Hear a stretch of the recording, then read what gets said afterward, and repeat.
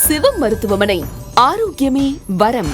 வணக்கம், நான் டாக்டர் கனிமொழி பேசுகிறேன். ஆரோக்கியம் சார்ந்த தகவல்களில் நிறைய இன்ஃபர்மேஷன் நம்ம தெரிஞ்சுட்டு இருக்கோம். அந்த வகையில் இன்னைக்கு பார்க்க போகிற டாபிக் என்னன்னா, நிறைய பேர் பார்த்தீங்கன்னா இப்போ இளமையிலே வயசான தோற்றம் அதிகமாக இருக்குது. ஸோ இதுக்கெல்லாம் காரணம் என்ன? டாக்டர் எனக்கு 35 வயசு தான் ஆகுது, என்னை பார்க்கும்போது 45 வயசுன்னு சொல்கிறாங்க. ஸோ என்றுமே இளமையாக இருக்கணும் அப்படின்னா என்னெல்லாம் நம்ம ஃபாலோ பண்ணணுன்றது தான் இந்த டாப்பிக்கில் நம்ம பார்க்க போகிறோம். இளமையாக இருக்கணுன்றதை பொறுத்த மட்டும் நம்ம எந்த அளவுக்கு வெளி தோற்றத்துக்கு முக்கியத்துவம் கொடுக்குறோமோ அதே போல் உள்ளுக்கு நம்ம ஆரோக்கியமா இருக்கமா அப்படின்றதையும் நம்ம பார்க்கணும். அப்போ உள்ளுக்கு ஆரோக்கியம்ன்றதை பொறுத்த மட்டும் உள்ளுக்கு இருக்கிற இன்டர்னல்ஸ் ஆர்கன் நம்மளோட ராஜ உறுப்புகளான இருதயம், கல்லீரல், மண்ணீரல், சிறுநீரகம், நுரையீரல் இதெல்லாம் என்னைக்குமே நல்லா இருக்கா, ஆரோக்கியமா இருக்கா, அதுக்கு என்ன தேவையான விஷயங்கள் நம்ம பண்ணணும். எல்லாத்துக்கும் மேல உடற்கழிவுகள் உள்ளுக்கு தேங்காம பார்த்துக்கிறது தான் முக்கிய காரணமா இருக்குது. ஸோ உடல் ஆரோக்கியம் எந்த அளவுக்கு முக்கியமோ மனசும் ஆரோக்கியமா இருந்தாதான் நம்ம என்னைக்குமே இளமையா இருக்கும். ஸோ மனசை எப்படி டாக்டர் நம்ம ஆரோக்கியமா வச்சுக்கிறது அப்படின்னா, நமக்கு பிடிச்ச நிறைய விஷயங்கள் இருக்கும். ஸோ எல்லாருக்கும் தேவையான விஷயங்கள் நம்ம செய்கிறோம். இப்போ அப்பாவுக்கு என்ன வேணும், அம்மாவுக்கு என்ன வேணும், எல்லாமே நம்ம பார்த்து செய்கிறோம். ஆனால் நம்ம மனசு ஆரோக்கியமாக சந்தோஷமாக வாழ்கிறதுக்கு நம்ம என்ன பண்ணணுன்ற விஷயம் ரொம்ப முக்கியம் இல்லையா? சிலருக்கு பாட்டு கேட்க பிடிக்கும், சிலருக்கு பார்த்தீங்கன்னா எக்ஸசைஸ் பண்ண பிடிக்கும். மனசு ஆரோக்கியமாக இருக்கிறதுக்கு நமக்கு பிடிச்ச விஷயங்கள் எந்த அளவுக்கு செய்கிறோமோ அதில் முக்கியமானது யோகாவும் தியான பயிற்சிகள் கண்டிப்பாக செய்யணும். அப்போ மனசு ஆரோக்கியமாக இருக்கா, அப்போ நம்ம சந்தோஷமாக இருக்கும் அப்படின்ற ஒரு விஷயம் தான். இதெல்லாம் போக இரவு தூக்கம் அப்படின்றது ரொம்ப முக்கியம். ஸோ இரவு தூக்கம் யாரெல்லாம் கரெக்டாக செய்கிறோமோ நம்ம உடலும் ஆரோக்கியமாக இருக்கும், மனசும் ஆரோக்கியமாக இருக்கும். ஸோ வயசாயிடுச்சுன்னு சொல்கிறீங்களே, ஈஸியாகவே உங்களை பார்க்கும்போது வயசாயிடுச்சுன்னு எப்படி கண்டுபிடிக்கிறாங்க? உங்களோட ஸ்கின் எல்லாம் ரொம்ப சுருக்கம் அடைகிறது, கண்ணை சுற்றி இருக்கிற ஸ்கின் எல்லாம் ரொம்ப சுருக்கம் அடையுது, கருவளையம் உருவாகிறது, இதெல்லாம் தானே உங்களை ஏஜ் ஆயிடுச்சுன்னு சொல்கிறாங்க. அப்போ வெளி தோற்றத்தை எந்த அளவுக்கு நீங்கள் ஆரோக்கியமாக வச்சுக்கணும் அப்படின்றது முக்கியமாக இருக்கு இல்லையா? ஸ்கின்னை ஆரோக்கியமா இருக்கணும் அப்படின்னா எப்பயுமே நீர்த்துவம் உடம்புக்கு ரொம்ப தேவை.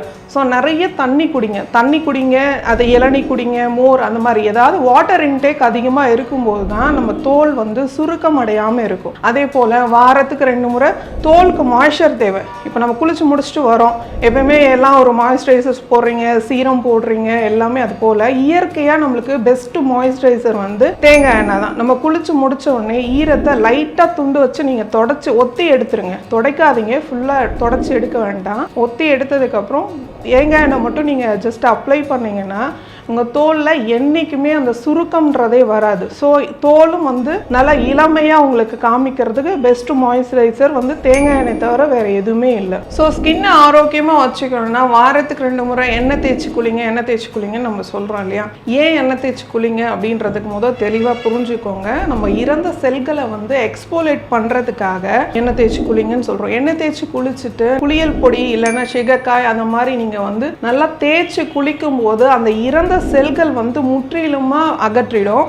அப்போ புதிய செல்கள் உருவாகிறதுக்கு ஒரு வாய்ப்பா அமையும். ஸோ எப்பயுமே வாரத்துக்கு 2 முறை எண்ணெய் தேய்ச்சி குளிக்கிறது ஸ்கின்னை சுருக்கம் அடையாம நம்ம பாதுகாக்க முடியும். ஈஸியாவே ஒருத்தவங்க உங்களை பார்க்கும் போதே உங்க முகத்துல உங்க கண்ணு தான் தெரியுது. ஸோ அந்த கண்ணு சுருக்கம் அடைஞ்சிருக்கு, கருவளையம் வந்திருக்கு அப்படின்னாலே உங்களை பார்க்கும் போதே வயசான தோற்றத்தை உண்டு பண்ணுது. ஸோ நைட்ல படுக்கும்போது குங்குமாதி ஆயில் ஒரு 2-3 ட்ராப்ஸ் அளவுக்கு போட்டுட்டு ஜென்டல் மசாஜ் கொடுத்தீங்கனாலே போதுமானது. லைட்டா ப்ரெஷர் கொடுத்து நீங்க பண்ணும்போது பிளட் சர்க்குலேஷனை இம்ப்ரூவ் பண்றது மூலமா அந்த கருவளையம் எளிமையாவே குறையும். அதே போல இப்ப இருக்கிற ஜெனரேஷன்ஸ் எல்லாமே நம்ம லேப்டாப் அதிகமா யூஸ் பண்ணிட்டு இருக்கோம், இல்ல மொபைல் போன்ஸ் அதிகமா யூஸ் பண்ணிட்டு இருக்கோம். ஸோ இதனாலையும் உங்களுக்கு ஈஸியாவே பிளாக் சர்க்கிள் வருது. அந்த கண்ணு கீழே ஒரு பேக் மாதிரி தொங்கின மாதிரியே இருக்கு எல்லாருக்கும். அதுதான் ஏஜிங் ப்ராசஸ் அப்படின்றத நம்ம தெரிஞ்சுக்கிறோம். ஸோ அதை தவிர்க்கணும் அப்படின்னா ரொம்ப நேரம் சிஸ்டம் யூஸ் பண்ணிட்டு இருக்கீங்க, ஒரு 10 மினிட்ஸ்க்கு ஒரு டைம் கண்ணு நீங்க சிஸ்டமே பார்க்காம ஒன்று மேல் நோக்கி பாருங்க, இல்லை கீழே பாருங்க. உங்களோட பார்வையை தொலைவா இருக்கிற ஒரு பொருளை நோக்கி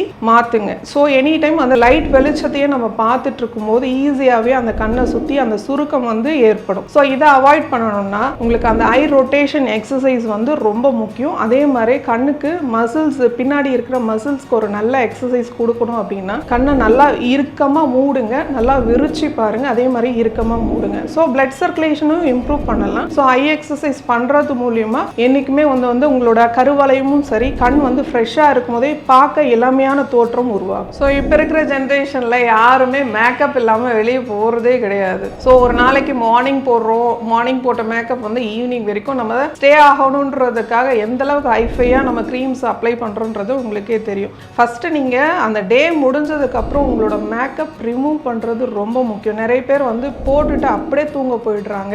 ஸோ அதன் மூலியமாக உங்களுக்கு ஸ்கின் வந்து ஈஸியாக டேமேஜ் ஆகுது, ஏஜ்டு லுக் ஈஸியாகவே வந்துடுது. ஸோ மேக்கப் ரிமூவ் பண்ணிவிட்டு ஜென்டலாக வந்து நீங்கள் வந்து ஒரு குங்குமாதி ஆயிலோ இல்லை நலப்பிரமாதி ஆயில் ரெண்டுத்தையும் போட்டு நீங்கள் வந்து ஜென்டல் மசாஜ் கொடுத்துட்டு ஓவர் நைட் விட்டுட்டு மார்னிங் எழுந்து வாஷ் பண்ணிங்கனாலே உங்களோட ஸ்கின் வந்து ரொம்ப ரெஃப்ரெஷ்மெண்ட்டாக இருக்கும். ஸோ உடலுக்கு வந்து நம்ம ஒரு நாளைக்கு 24 ஹவர்ஸில் எவ்வளோ வேலை கொடுக்குறோமோ, எத்தனை மணிக்கு போகிறோம், இன்னைக்கு இந்த மீட்டிங்லாம் இருக்குது, இவ்வளோ விஷயம் நம்ம ஷெட்யூல் போட்டு பண்ணுறோம் இல்லையா, அதே மாதிரியே அந்த உடலுக்கு தேவையான அளவுக்கு ஓய்வு கொடுக்கணுன்றதும் ரொம்ப அவசியம். ஸோ தூக்கத்தை என்றைக்குமே தவிர்க்காதீங்க. நம்ம எந்த அளவுக்கு உடல் உழைப்பு கொடுக்குறோமோ அந்த அளவுக்கு ஓய்வு கொடுத்தாதான் அது அடுத்த நாள் நம்ம எல்லா ஒர்க்கையும் நம்ம கரெக்டாக பண்ணவும் முடியும். ஸோ உடல் ஆரோக்கியமாக இருக்கிறது மட்டும் இல்லாமல் என்றுமே நம்ம இளமையாக இருக்கவும் முடியும்.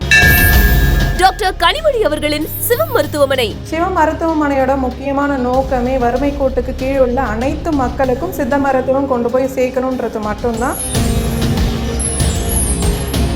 நோய் குறித்த பயமா? இனி வேண்டாம். நோய்கள் வர ஒரே காரணம் உடலில் பல நாள் தேக்கி வைத்த கழிவுகளின் தேக்கமும் தவறான வாழ்வியல் வழிமுறைகளும் மட்டுமே. சர்க்கரை நோய், மூட்டுவலி, சைனஸ், ஆஸ்துமா, சோரியாசிஸ், குழந்தையின்மை முதல் மாரடைப்பு வரை சித்தர்கள் அன்றே கணித்த 4448 நோய்களுக்கும் எளிமையான மருத்துவத்தை இன்றும் சேவையாக செய்யும் டாக்டர் கனிமொழி அவர்களின் சிவம் மருத்துவமனை. ஆயுர்வேதிக மருந்து சாப்பிட்றது கனிமொழி அம்மா கிட்ட சாப்பிட்றது சிறப்புன்னு நினைக்கிறேன்.